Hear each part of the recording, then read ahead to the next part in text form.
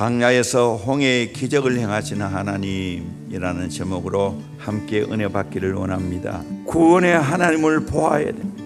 13절 말씀, 모세가 백성에게 이르되 너희는 두려워하지 말고 가만히 있어서 여호와께서 오늘 너를 위하여 행하시는 구원을 보라. 이스라엘 백성들은 두려워하고 원망했지만 모세는 구원의 하나님을 보라고 말하고 있는 겁니다. 오늘 또 하나님이 우리를 어려운 상황 가운데 구원해 주실 줄로 믿습니다. 능력의 하나님이십니다. 우리 대신 쌓아 주실 줄로 믿습니다. 아멘. 두려움을 극복해야 됩니다. 13절에 모세가 백성이 이르되 너는 두려워하지 말고 라고 했습니다. 오늘 또 내 주어진 어려운 환경과 나를 공경하는 사람들로 인하여 두려워하지 말아야 될 줄로 믿습니다. 아멘. 두려움은 하나님이 내게 주신 거 아는 줄로 믿습니다. 바울은 디모데에게 말합니다. 하나님이 우리에게 주신 것은 두려워하는 마음이 아니요 오직 능력과 사랑과 절제하는 마음이니 그러므로 너는 내가 우리 주를 정함과 또 주를 위하여 갇힌 자들인 나를 부끄러워하지 말고 오직 하나님의 능력을 따라 복음과 함께 고난을 받으라. 하나님이 우리에게 주신 것 두려워하는 마음이 아니요 두려움이 내 안에 몰려오면 예수의 이름으로 쫓아내기를 주의 이름으로 축원합니다. 모든 두려움은 떠날지어다 명령하시길 바랍니다. 이건 하나님 주신 마음이 아니라는 거예요. 하나님 주신 마음은 능력과 사랑과 절제하는 마음이라는 거예요. 능력의 마음, 사랑의 마음, 모든 상황에 절제하는 마음이라. 어떤 분은 성경에 두려워하지 말라는 것이 365번 나타나는 거예요. 그래서 매일매일 우리 두려워하지 말라는 거예요. 또 어떤 분은 구약에 107번, 신약에 42번 기록되어 있다.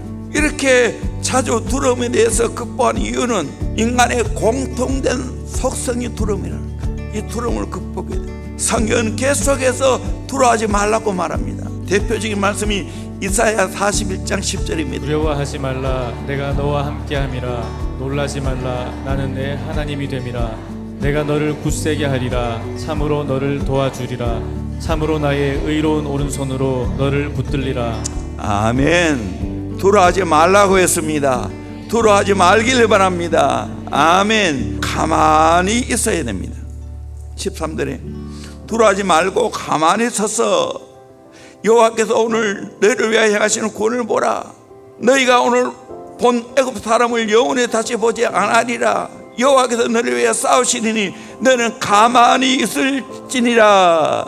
가만히 서서 가만히 있을지니라. 여러분 지금 하나님이 큰일 행하시겠다는 거예요. 이스라엘 백성은 두려웠지만 모세는 두려워하지 말고 가만히 서서 여호와께서 우리 대신 싸운 것을 보자고 했습니다.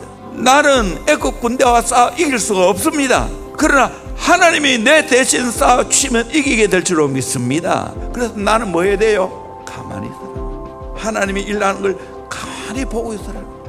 시편 37편 7절에도 요 앞에 잠잠하고 참고 기다리라. 자기 길이 형통하며 악한 길을 이룬 자 때문에 불평하지 말지어다. 요 앞에 잠잠하고 참고 기다리면 된다는 거예요. 특별히 시편 37편은 온유한 자가 받는 축복을 말하고 있어요. 온유한 자가 땅을 차지한다.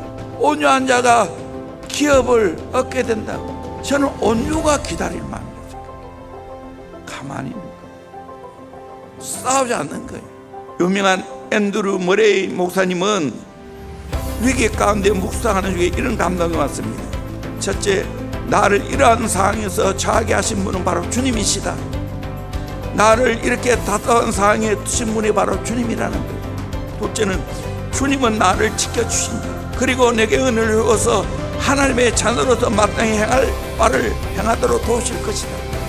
셋째는 주님은 시련을 축복으로 바꿀 것이다. 시련을 통해 내게 가르치고자 하는 모든 교훈을 가르칠 것이요 내게 주고자 하는 은혜를 주실 것이다.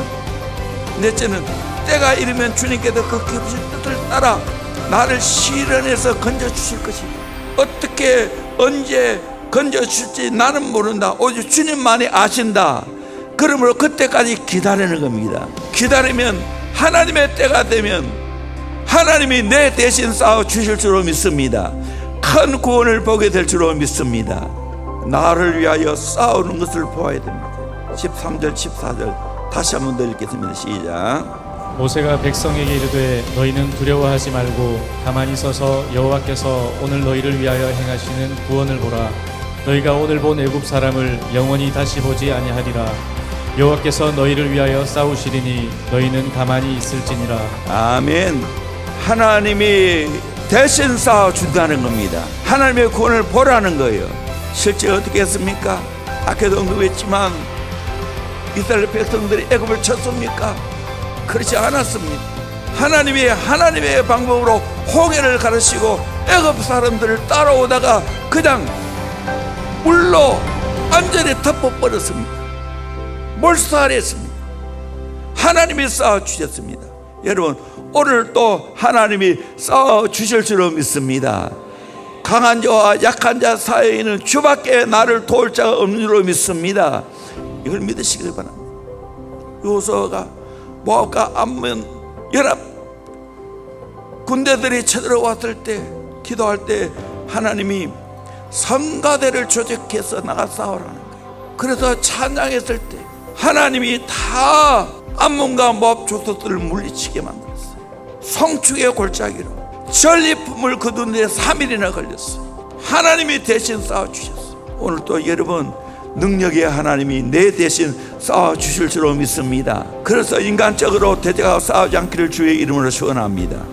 하나님께 맡기길 바랍니다. 기도하시길 바랍니다. 그러면 하나님이 대신 싸워주실 줄로 믿습니다. 여러분, 어려운 환경과 내가 맞서 싸우지 않기를 바랍니다. 하나님이 해결하도록 맡기시길 바랍니다. 하나님이 해결하시고 구원하시고 하나님이 내 대신 싸워주실 줄로 믿습니다. 이 하나님 경험하기를 주의 이름으로 축원합니다.